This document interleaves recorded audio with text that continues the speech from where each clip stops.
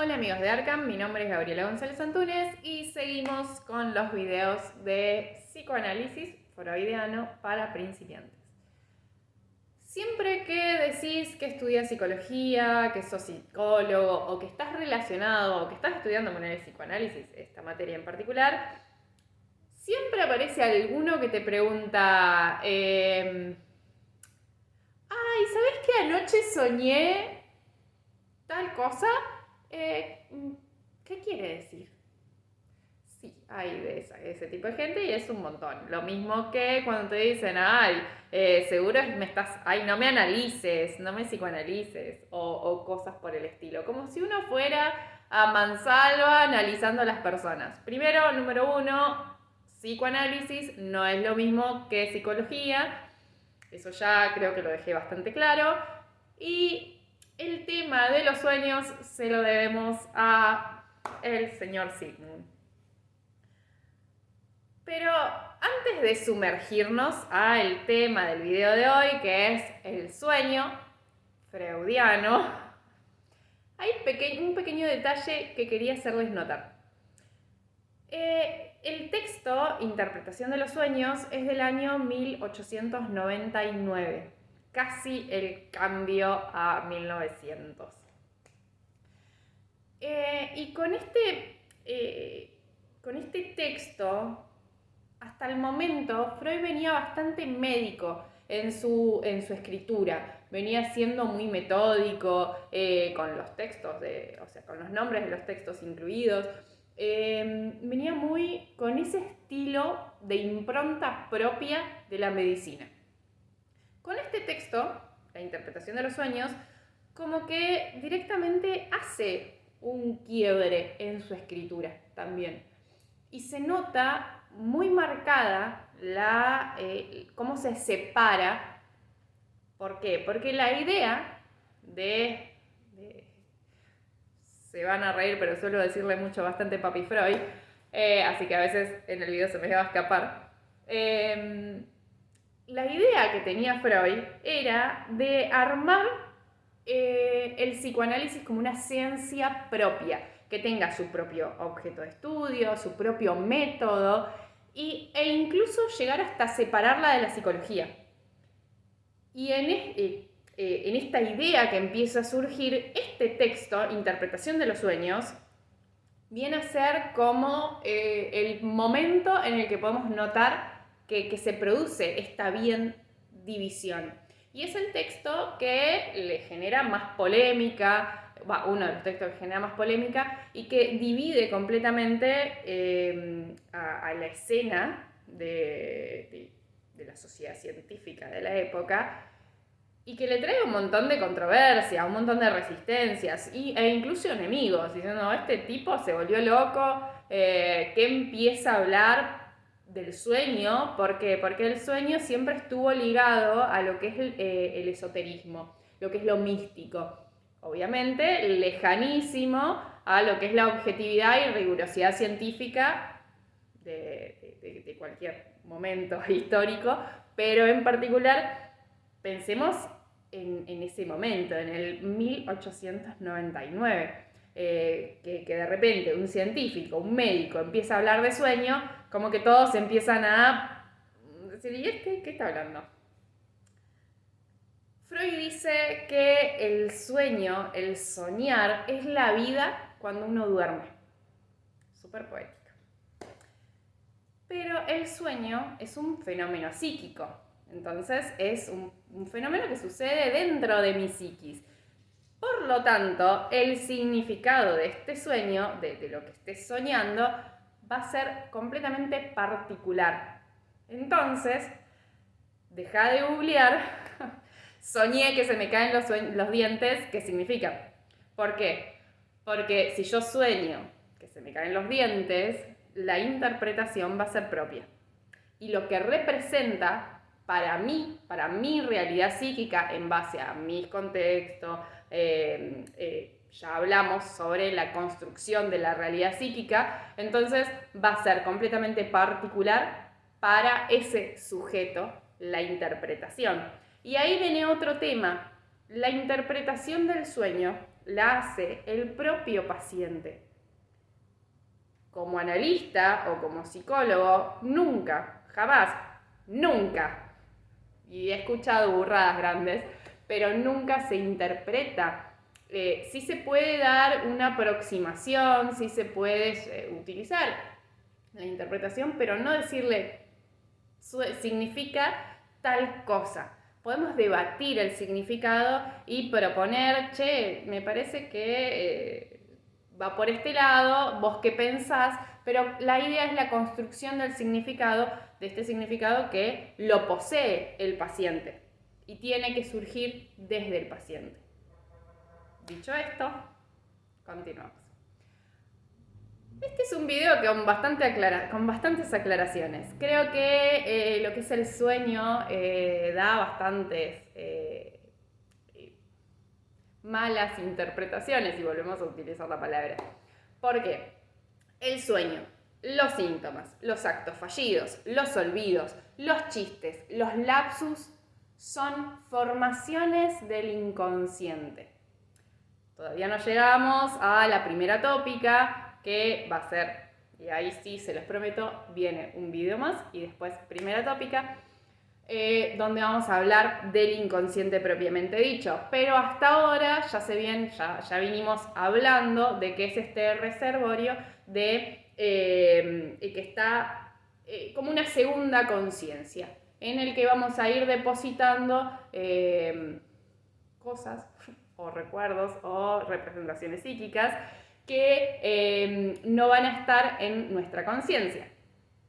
Entonces, todas estas formaciones del inconsciente, que ya dije que eran síntomas, actos fallidos, chistes, los sueños, van a empezar a pujar para salir y quieren hacerse oír, quieren hacerse conscientes.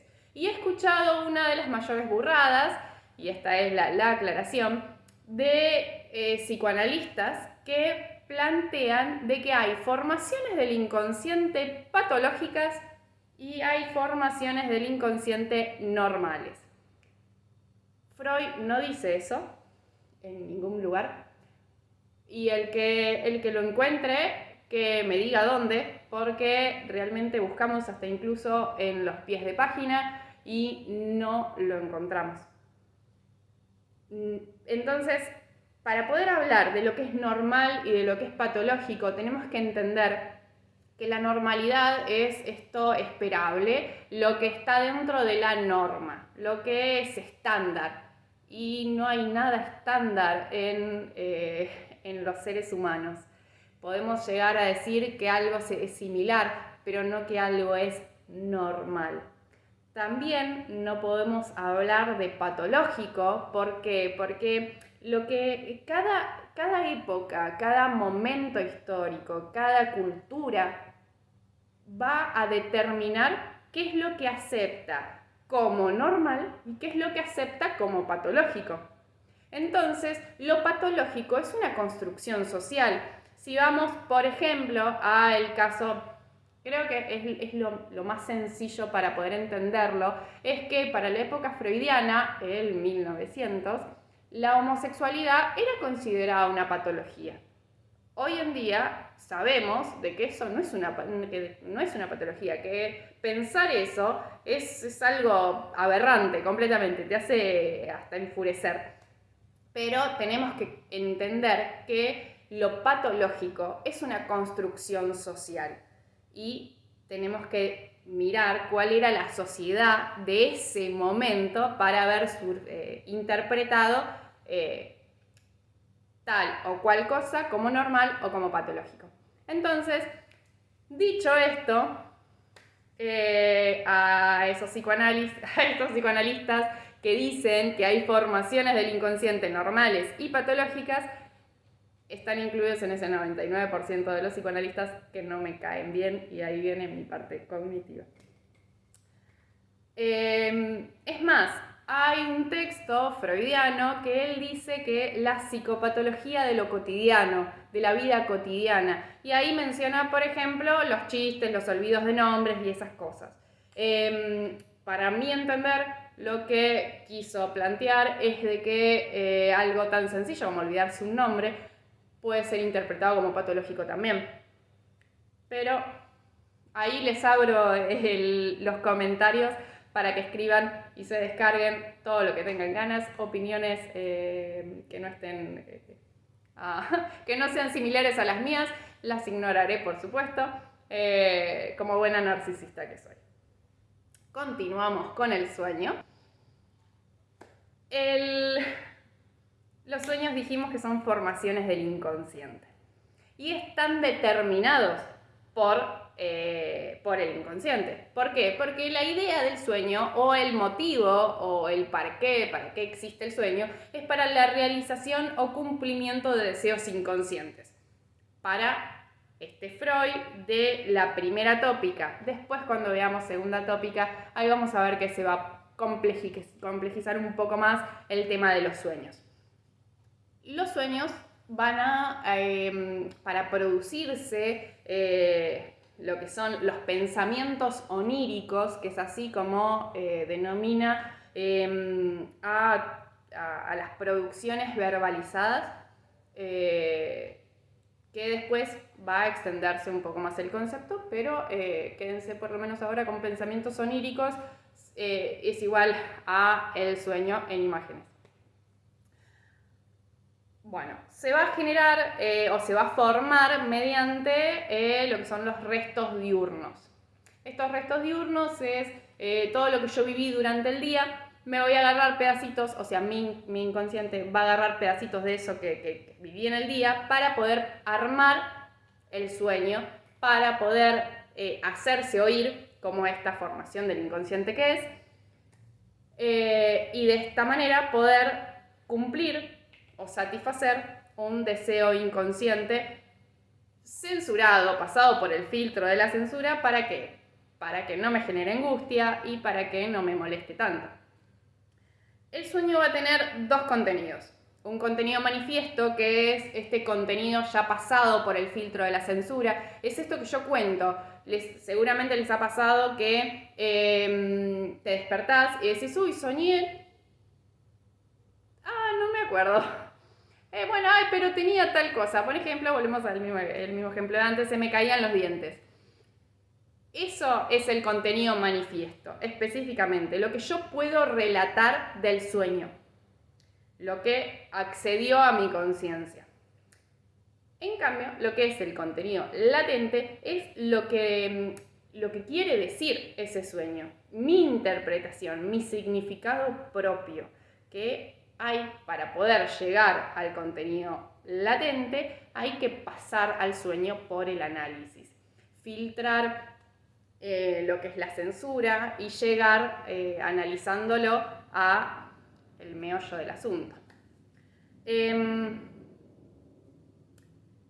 Dijimos que el sueño es el relato, o sea, el contenido manifiesto es este relato pasado por la censura, que lo que hace el inconsciente para proteger a la parte consciente de esta angustia que puede llegar a producirse por un deseo inconsciente, es transformar a este deseo inconsciente en algo más aceptable, en algo que la mente consciente la pueda llegar a decir, bueno, ok, no estuvo tan mal. Después, Freud va a complejizar, como ya les dije, lo que es el concepto de contenido manifiesto y va a extenderlo a toda producción verbalizada que no solamente va a alcanzar los sueños, sino que ahí también va a incluir lo que son fantasías, lo que son relatos, lo que son obras literarias, por ejemplo. Bueno, el contenido latente ya se los expliqué, que es lo que impulsa al sueño, es el motor que va a incluir o está compuesto por los deseos, por las significaciones profundas que cada uno posee y que se van a hacer ver. Una vez que lo analizamos en el contexto psicoterapéutico, no en la calle o en el supermercado,